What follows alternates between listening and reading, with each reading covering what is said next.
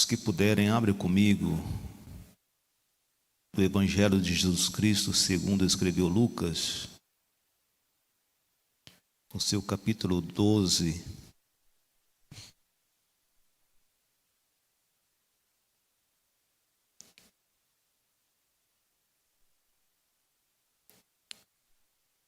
Evangelho de Jesus Cristo, segundo escreveu Lucas, capítulo de número 12, estaremos lendo. Nós temos dois textos aqui que nós vamos destacá-los, mas para nós entendermos a proposta, vou iniciar a partir do versículo 13 e estarei lendo até o versículo 15, depois do 19 ao 21. Todos encontraram, amém? Versículo 13 diz assim: Disse-lhe um homem da multidão: Mestre, diz a meu irmão que reparta comigo a herança. Mas Jesus lhe disse: Homem, quem me pôs a mim por juiz ou repartidor entre vós? Então lhes disse: Acautelai-vos e guardai-vos da avareza. Diga assim, avareza. Isso, agora eu...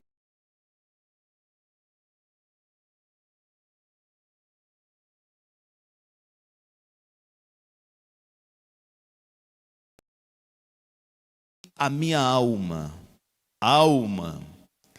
tens em depósito muitos bens para muitos anos. Descansa, come, bebe e folga. Mas Deus lhe disse: Louco, esta noite te pedirão a tua alma. Então, o que tens preparado, para quem será? Assim é aquele que para si ajunta tesouros e não é rico para com Deus. Espírito Santo, uma vez mais nós oramos a Ti. E que a partir de agora que eu me desapareça e que o Senhor venha com total liberdade ministrar ao nosso coração, ó Pai, aquilo que o Senhor já reservou, já preparou para nós. Pai, tenha total liberdade, Senhor. Fale conosco poderosamente, para que saiamos daqui, Senhor, diferente da maneira que adentramos. E assim, ó Pai, a nossa alma possa revigorar na pessoa bendita do Teu Filho Jesus. Amém. Meus irmãos, eu quero nesta oportunidade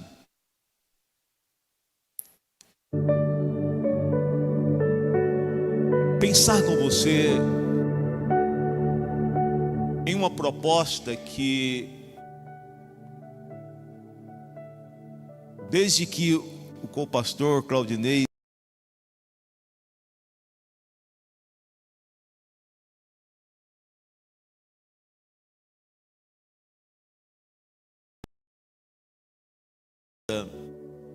a Deus, para que Ele nos desse uma palavra, para que nessa oportunidade pudéssemos estarmos meditando com vocês. E eu confesso para vocês que até agora há pouco não tinha clareado nada. Tomei banho correndo, fui para o meu quarto, dobrei os meus joelhos e a graça de Deus foi tão grande que assim quando eu dobrei o meu joelho, a coisa já começou a fluir. E eu só agradeci a Deus e pela sua bondade eu fiz aqui algumas anotações. Eu tenho como base para a nossa meditação nesta noite dois textos. Um deles é o versículo de número 15. Especificamente duas palavras que eu quero destacar no versículo 15, que é a avareza e a vida.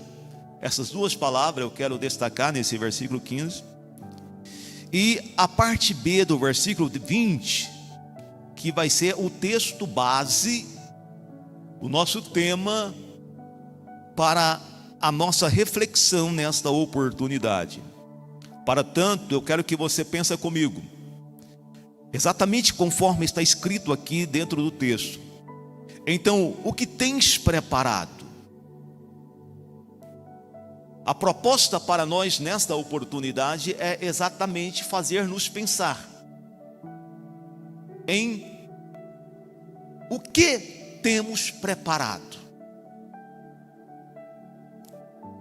Em que têm sido os nossos investimentos?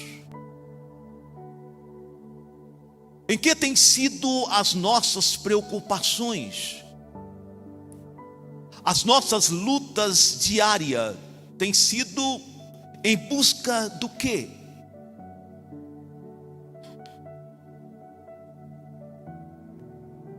É uma proposta, parece ser um tanto corriqueira, mas não, ela é muito urgente para os nossos dias. Nós, ao olhar as nossas televisões, as mídias sociais, nós vamos perceber e vamos ver com muita clara evidência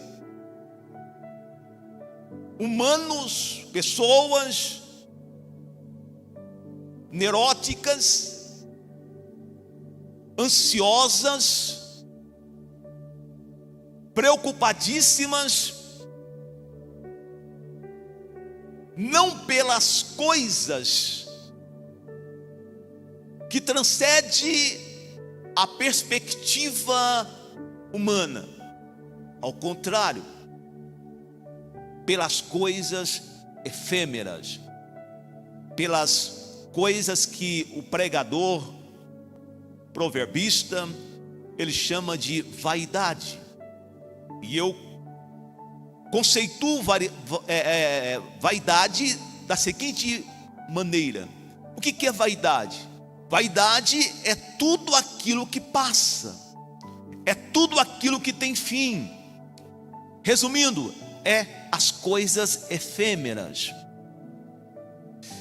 E não precisa de nós termos olhares espirituais para percebermos, detectarmos a inversão de valores, a inversão de busca, a inversão do propósito divino para com a nossa vida, quando o evangelista Mateus, com muita propriedade, ele vai escrever no seu livro, no seu capítulo de número 6 e o versículo de número 33, ele vai dizer assim: mas buscai primeiro o reino de Deus e a sua justiça, e as demais coisas vos serão acrescentadas.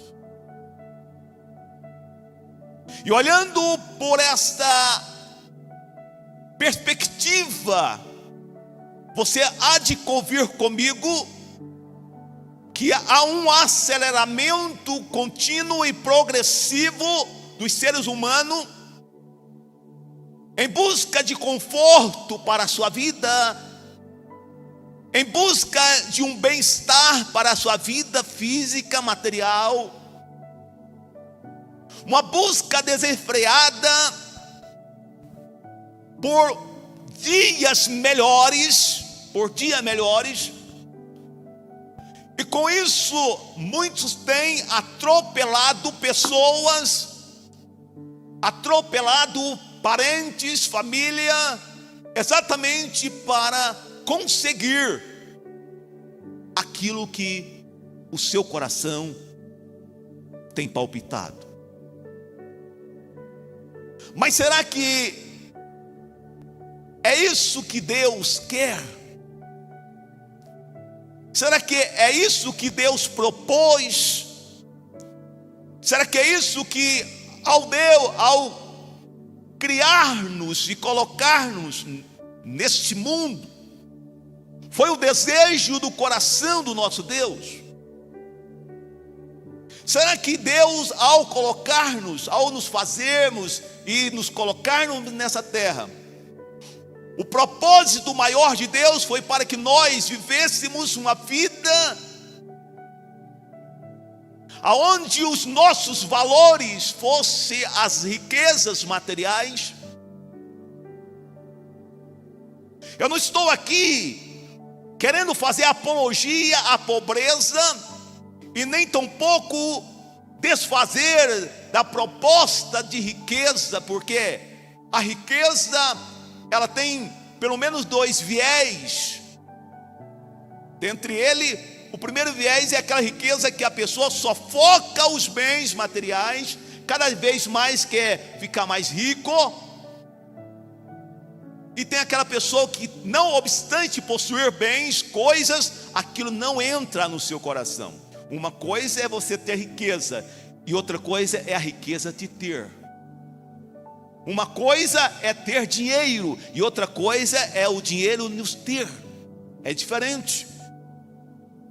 E é exatamente isso que eu quero que você perceba, a diferença, e é em cima dessa diferenciação que nós vamos traçar aqui uma proposta para nós entendermos, e com isso nós virmos a mudar a nossa forma de olhar, a nossa forma de nos preocupar, porque as preocupações muitas das vezes elas nos levam a caos, nos leva à depressão, nos leva à ansiedade, e por sinal, é uma doença que tem atingido um grande número, estatisticamente falando, de seres humanos. E preocupado com esse alto índice, Deus nos trouxe esta palavra para que nós compreendamos, e uma vez compreendido, nós venhamos praticar, viver.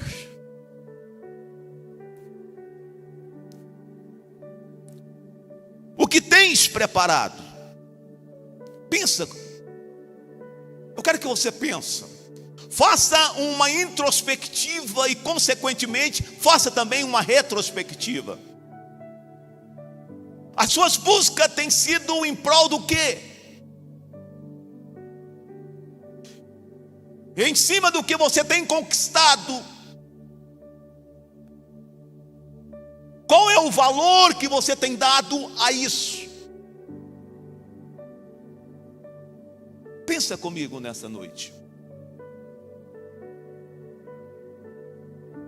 O que você tem preparado? Jesus, de uma forma tão enfática, ao propor essa parábola, ele usa até um termo, às vezes até um tanto duro, ele diz louco, insensato. Se hoje, no presente, se hoje pedires a tua alma, chamar você à prestação de conta, o que tens preparado? Para quem será?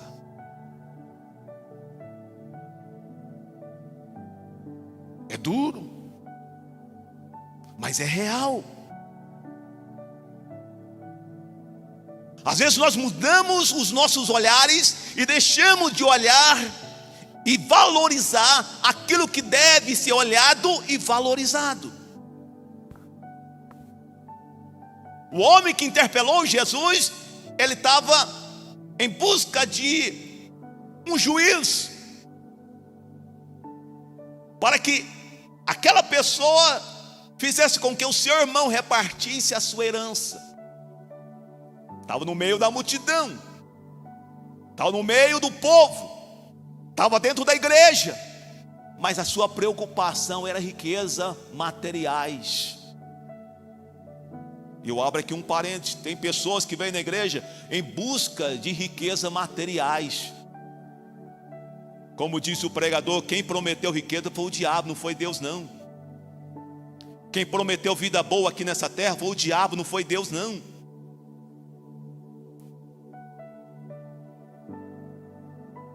Jesus disse assim, ó: tenho-vos dito isso, para que em mim tenhais paz. No mundo tereis aflições, viu? Aqui é lugar de tribulação, de sofrimento. Salmo 34, versículo 19, a Bíblia diz assim, ó: muitas são as aflições do justo. Enquanto estivermos aqui, é dor, é sofrimento, é pavor, é tristeza, é agonia. Agora quem prometeu vida boa foi o diabo que prometeu isso. E é engraçado que o diabo, ele exalta para...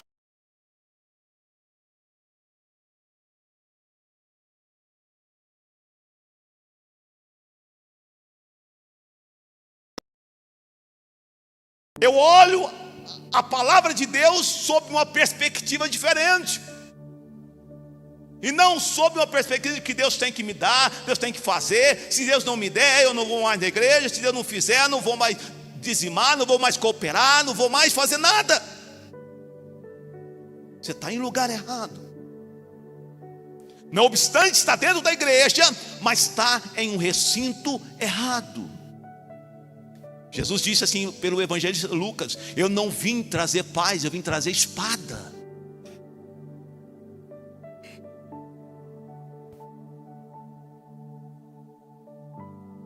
E sob essa perspectiva,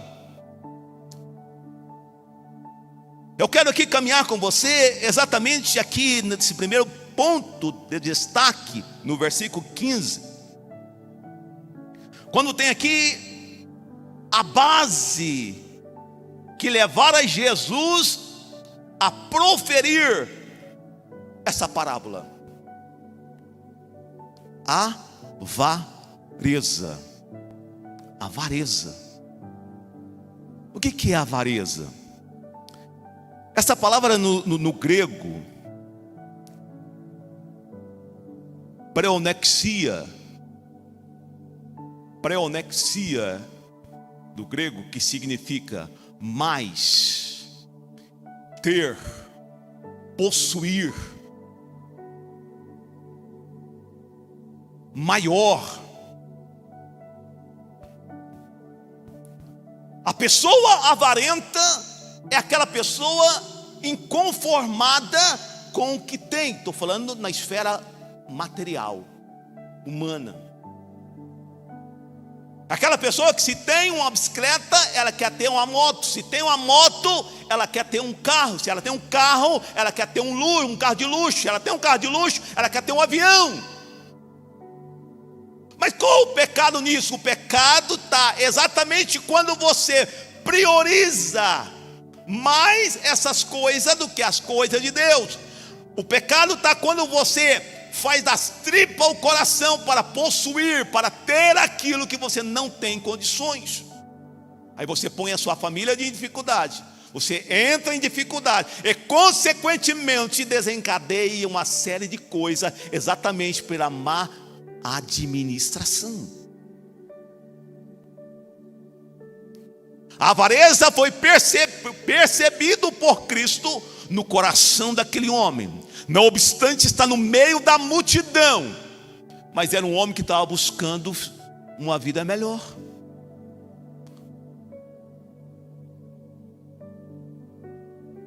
Um homem que estava, não obstante, está no meio da multidão com Cristo. Estava com Cristo perto, com Jesus por perto, mas o seu pensamento estava lá fora. Eu quero ficar rico, eu quero ser milionário, eu quero ganhar na telecena, eu quero ganhar na Mega Sena. Crente não mexe com isso não, meu irmão. Crente não mexe com esse negócio de jogo do azar, não. Crente que quer ir para o céu não investe, ou não mexe com isso não, não gasta dinheiro com isso não. Se você quer ir para o céu, não lance mão dessas coisas não. Isso não é coisa de Deus não. Mas eu queria se melhorar de vida. Deixa eu te falar uma coisa. Deus tem um lugar para você, e a Bíblia descreve esse lugar como ruas de ouro, muro de jaspe, um lugar especial, lindo.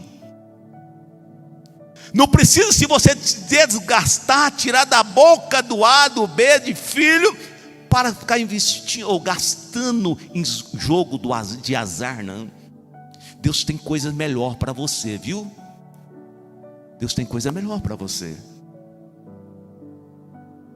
Então aquela pessoa avarenta é aquela pessoa que todo o seu desejo gira em torno de bens materiais. Tudo é só bens materiais. Um dos pontos que você percebe uma pessoa avarenta, tem pessoas, irmãos, que Deus não pode dar para ele um carro, não pode. Se Deus der um carro para ele, ele não vem mais na igreja.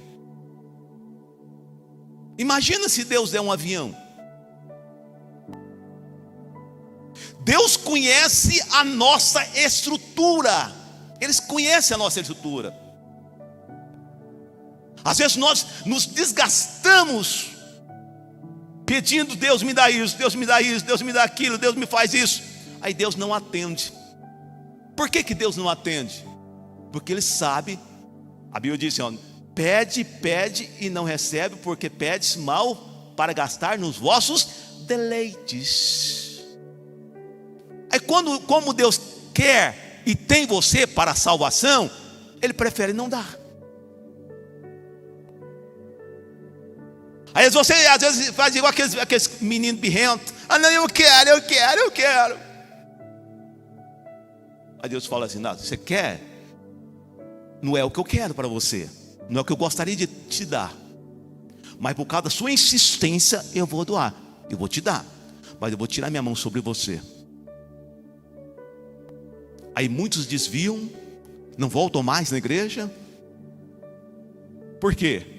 Exatamente porque foram incompreensível para com o não de Deus, e hoje vive lamentando. Então é muito melhor você andar de a pé e ir para o céu do que andar de carro e ir para o inferno. Percebe a diferença? Lázaro, tudo de ruim Lázaro participou, vivenciou, comeu tudo de ruim. E o rico, só de coisas boas, vestia a sua roupa tudo de púrpuras. Na sua imaginação, rico, ó, quando eu chegar no céu vou ter uma poltrona linda, toda almofadada, e aquele rico pobre lá vai ter um lugarzinho, um cantinho lá no chão. Infelizmente, a Bíblia diz que ambos morreram. Um foi para o seio de Abraão e o outro foi para o inferno. Lázaro foi para o céu, para o seio de Abraão, e o rico foi para o inferno. E a Bíblia diz que adianta o homem ganhar o mundo inteiro e perder a sua alma. Contenta com o que você tem, irmão. A Bíblia diz que se você tem o que comer, com o que vestir, contentai-vos. Contentai-vos. Olha para as aves do céu, não semeiam nem colhem, mas Deus não deixa faltar nada para elas. O inconformismo é tão grande que está imperando no meio, no seio não só da sociedade, mas da igreja também. É uma inquietude para possuir, para ter, para conseguir mais coisas, e isso tem roubado aquilo que nós temos de mais precioso, que é a paz de Cristo na nossa vida. Uma vez tendo entendido o que se trata a avareza, eu quero que você agora olhe a proposta dessa noite sob duas perspectivas, sob dois olhares. Primeiro, sob a perspectiva humana e sob a perspectiva espiritual.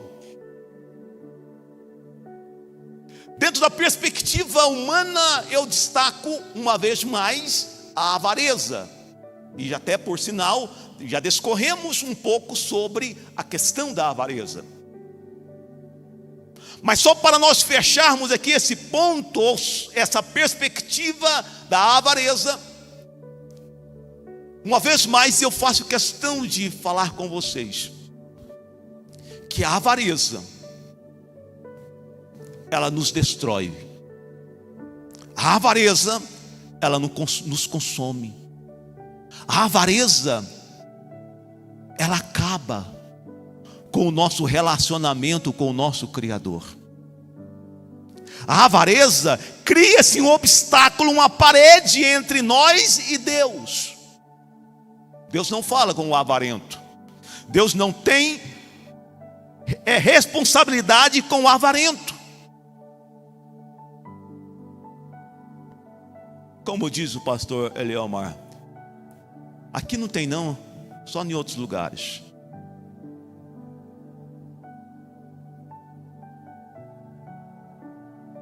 A avareza é um desejo desenfreado para possuir, para ter, para conseguir as coisas. E isso é pecado. Isso é pecado. Então a primeira perspectiva eu quero que você olhe exatamente com esse óculos que eu estou propondo para você nessa noite. A perspectiva da avareza. Preonexia, palavra grega, que descreve com muita propriedade a avareza. E eu quero que você faça um autoexame, conforme orientado pelo nosso irmão Paulo, na carta que ele escreve aos 1 Coríntios, capítulo 11, o versículo número 28, ele vai dizer assim: examine-se, pois, o homem a si mesmo. Esse autoexame que eu proponho para você nesta noite, faça um autoexame. Vá lá na sua consciência e vê se tem alguma coisa que tem uma propensão para isso. E você venha reavaliar isso e mudar de mentalidade nesta noite. Mudar de mentalidade.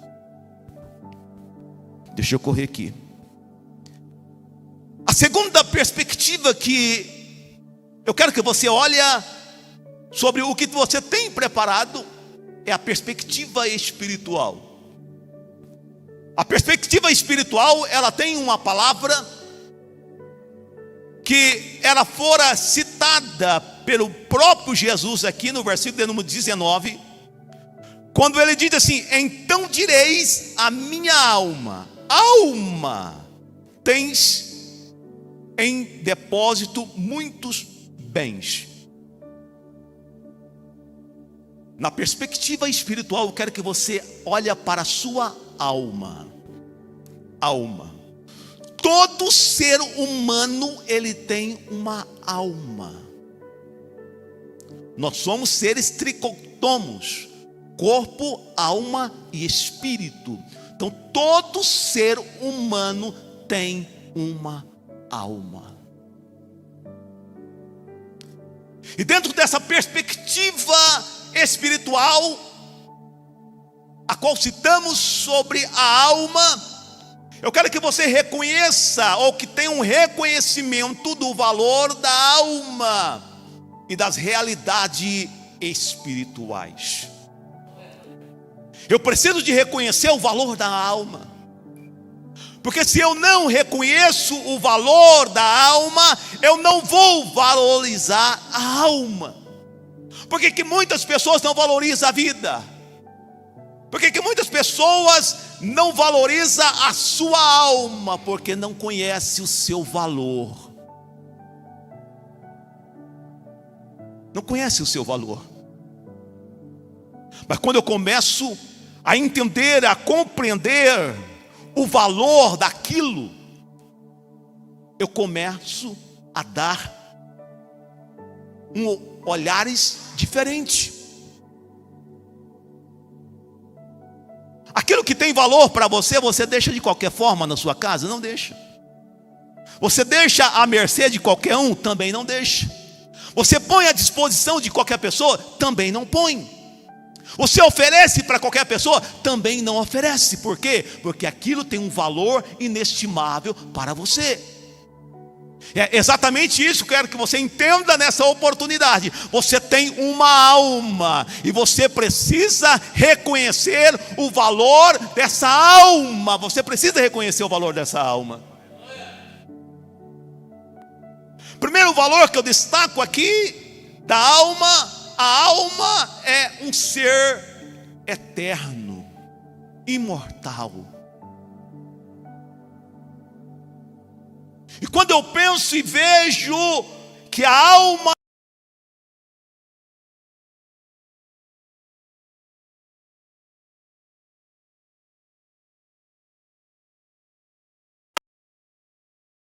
é dor.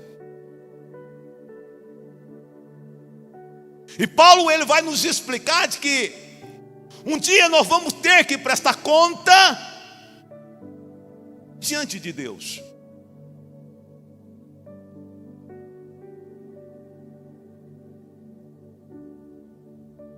Mas muitas das vezes a pessoa acha que a morte é o fim da existência. Mas deixa eu te dizer uma coisa: nem para o ímpio, nem para o justo, a morte é fim de existência. A morte é um período onde o corpo, uns aguarda para desprezo e infelicidade eterna, e outro aguarda para felicidade e gozo eterno. E quando eu começo a valorizar e entender que a alma é um ser que habita, que reside em mim, que faz parte de mim, e que é algo imortal, eterno, e automaticamente esse ser um dia vai ter que prestar conta, vai encarar o seu Criador. E aí tem aquele hino: posso, tendo as mãos vazias, com Jesus eu me encontrar, quantas almas poderia ao Senhor apresentar. Alma imortal, eterna. Outro valor da alma que eu quero que você entenda nessa noite: a alma, ela é encarregada de nos impulsionar ao crescimento espiritual. Ela que nos impulsiona. Ela tem uma intimidade, uma relação, um relacionamento com o Criador, que é o veículo, é o meio que comunica com o nosso Deus. A parte imortal, eterna, comunica. E ela faz com que o nosso corpo cresça. Nós temos uma vida espiritual abundante. Portanto, eu digo para você nesta noite: valoriza a tua alma. Valoriza a tua alma. É o bem mais precioso que você tem, que Deus colocou nesse tabernáculo aí, que é o seu corpo. Chama-se alma. Alma. Enquanto a partir de Jesus falou para aquele louco, insensato: se hoje pedir a tua alma, o que você preparou, para quem vai ser? Não adianta, ninguém nunca levou, nunca vai levar riqueza nenhuma, mas as realidades espirituais vai fazer com que eu alcance muitas coisas espirituais, celestiais. Terceiro valor da alma: a alma é incalculável. A matemática pira. O matemático não consegue calcular, dimensionar o valor da alma. É só para você sentir um pouquinho do que é a alma, o valor que a alma tem. Não dá para você dimensionar, não dá para você calcular. Ela é incalculável.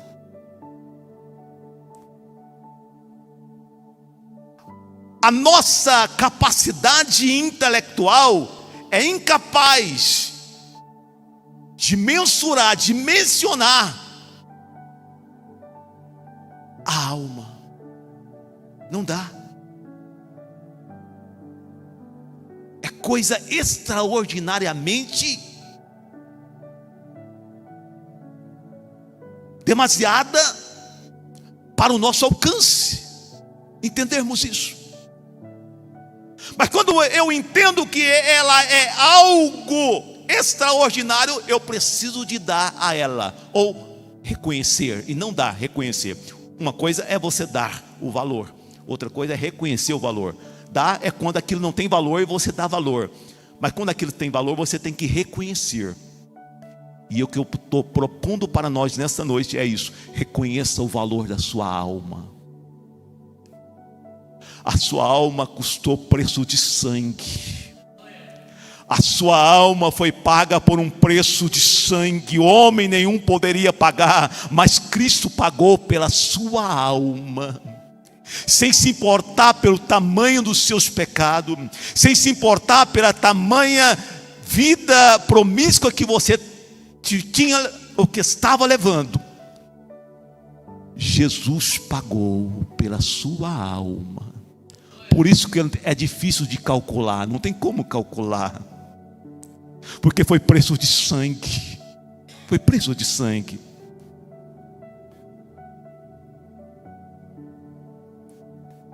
Ela é imortal, ela que impulsiona o crescimento espiritual, ela é incalculável, e ela que fica mediando nós e Deus. Só por um segundo, pensa, imagina, pelo menos tenta imaginar, você sem a alma. Você perde totalmente a comunicação com o Pai, com Deus. Perde.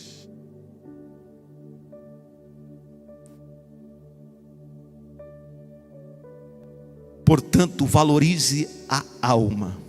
E para encerrar aqui, eu quero colocar aqui rapidamente algumas realidades espirituais.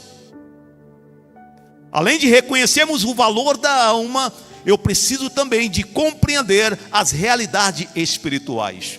A primeira realidade que eu descrevi aqui é de dimensão além do mundo físico. Ou seja, ninguém compreende as coisas espirituais na dimensão humana, natural, não. E Paulo, com muita propriedade, ele reporta que o homem natural, ele não distingue, ele não entende, ele não compreende as coisas espirituais. Por mais intelectual, filósofo que a pessoa seja, ela nunca vai conseguir entender as coisas espirituais na perspectiva humana. Por isso que as coisas espirituais, Paulo vai dizer assim, que é loucura para quem perece. É loucura. Você vê uma pessoa passando por dificuldade, com muita luta,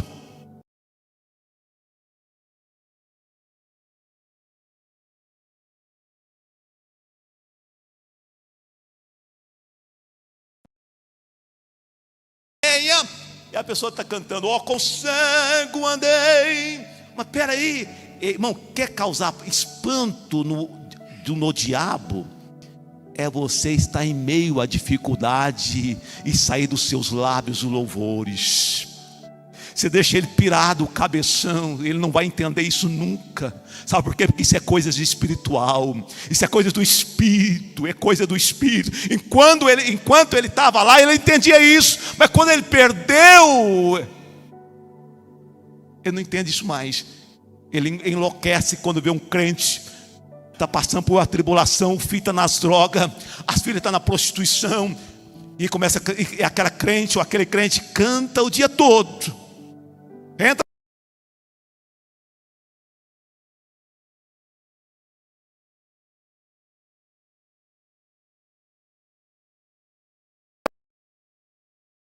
o coração de Deus não aguenta.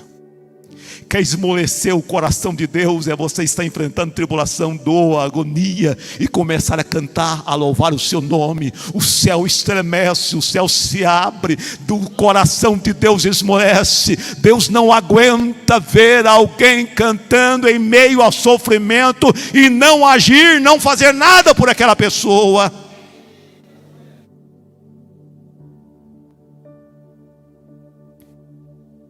Segunda realidade do Espírito, ou das coisas espirituais, é a oração.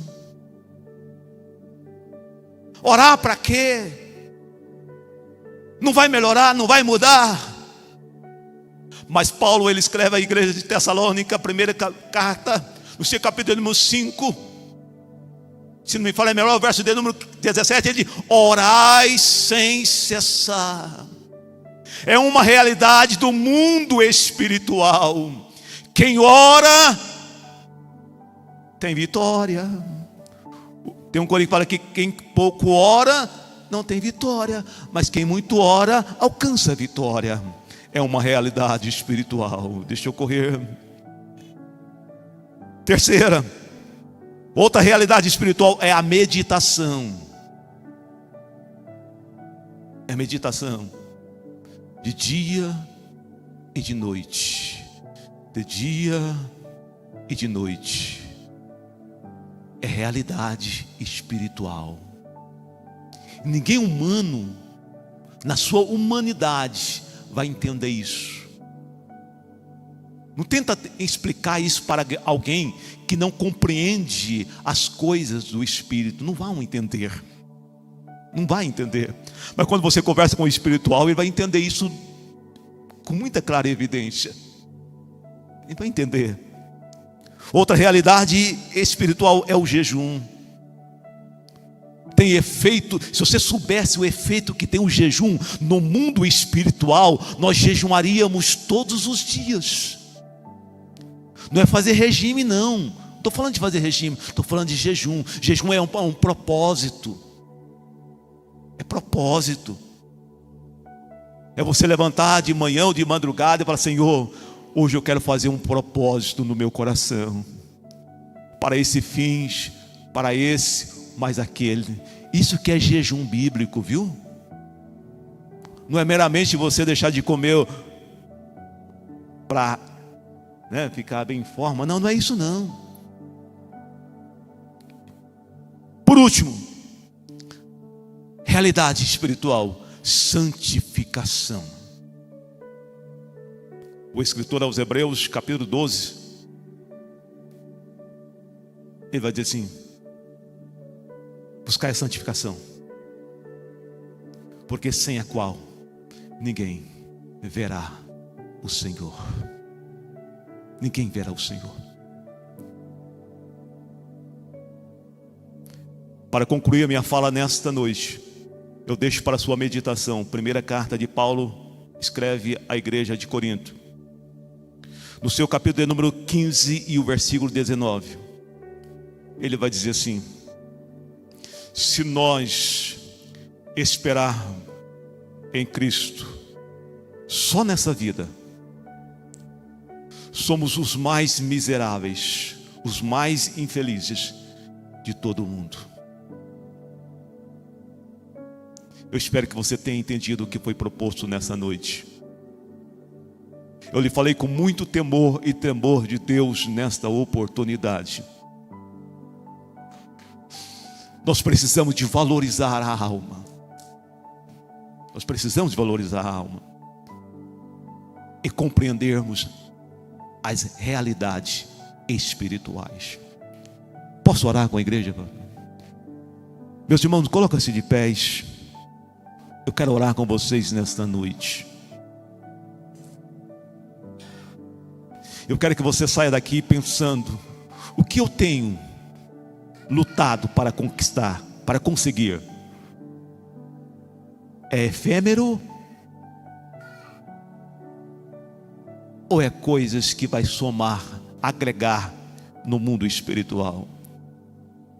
Pensa nisso. Pensa nisso. Querido Deus e amado Pai que estás nos céus, Obrigado, Deus, pela oportunidade que o Senhor nos dera nesta noite, de podermos sermos mensageiro, ó Pai, que nos é uma responsabilidade muito grande. Mas aprove ao Senhor dar-nos o privilégio de ter a Tua presença, o Teu auxílio aqui bem do meu lado, usando-nos como canal de bênção, Senhor. E procurei ser fiel àquilo que o Senhor colocou no meu coração, Senhor. Se porventura de mim saiu alguma coisa, que o Senhor me perdoe, que não for esse o meu propósito, mas o Senhor me entende e me compreende. Mas que essa palavra, Senhor, venha achar guarida naquele coração sedento, aquele coração, ó Pai, que adentrou a esta casa, Senhor, querendo ouvir a Tua voz. Que os mesmos saiam daqui